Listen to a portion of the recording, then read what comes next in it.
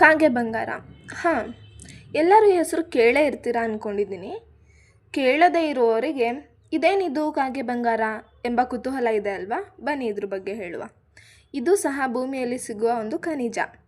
ಇದಕ್ಕೆ ಇಂಗ್ಲೀಷಲ್ಲಿ ಮೈಕಾ, ಕನ್ನಡದಲ್ಲಿ ಅಬ್ರಕ, ಕಾಗೆ ಬಂಗಾರ ಅಂತ ಕರೀತಾರೆ. ಇದಕ್ಕೆ ಬಂಗಾರದಷ್ಟು ಮೌಲ್ಯ ಇಲ್ಲದ ಕಾರಣ ಕಾಗೆ ಬಂಗಾರ ಅಂತಾರೆ ಅನಿಸುತ್ತೆ. ಇದರಲ್ಲಿ ಹೆಚ್ಚಾಗಿ ಡೈಎಲೆಕ್ಟ್ರಿಕ್ ಸ್ಟ್ರೆಂತ್ ಗುಣಗಳು ಇದೆ.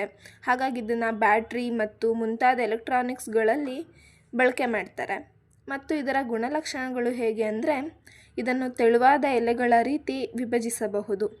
ಇದರಲ್ಲಿ ಹೆಚ್ಚಾಗಿ ಗ್ಲಿಟರ್ ಆರ್ ಶೈನಿಂಗ್ ಅಂಶ ಇದೆ. ಹಾಗಾಗಿ ಇದನ್ನು ಮೇಕಪ್ ಪ್ರಾಡಕ್ಟ್ಸ್ಗಳಲ್ಲಿ ಉಪಯೋಗಿಸಲಾಗ್ತದೆ. ಈಗ ಟ್ರೆಂಡಿಂಗಲ್ಲಿರುವಂತಹ ಸೋ ಕಾಲ್ಡ್ ಗ್ಲೋಯಿಂಗ್ ಮೇಕಪ್ ಒಂದು ರೀತಿ ಇದರಿಂದಲೇ ಬರ್ತಾ ಇರೋದು. ಮತ್ತು ಇದು ನನಗೆ ತಿಳಿದಿರೋ ಹಾಗೆ ಮುಂಚೆ ಇದ್ರ ಬಗ್ಗೆ ಪಠ್ಯಪುಸ್ತಕದಲ್ಲೂ ಇತ್ತು ಎಂಬುದು ಈಗ ಇಲ್ಲ ಅನಿಸುತ್ತೆ. ಈ ವಿಷಯ ನಿಮ್ಗೆ ಇನ್ಫಾರ್ಮೇಟಿವ್ ಅನಿಸಿದ್ರೆ ಸಬ್ಸ್ಕ್ರೈಬ್ ಮಾಡ್ಕೊಳ್ಳಿ. ಮತ್ತೆ ಇದೇ ರೀತಿ ಇನ್ಫಾರ್ಮೇಟಿವ್ ವಿಡಿಯೋ ಜೊತೆ ಸಿಗ್ತೀನಿ.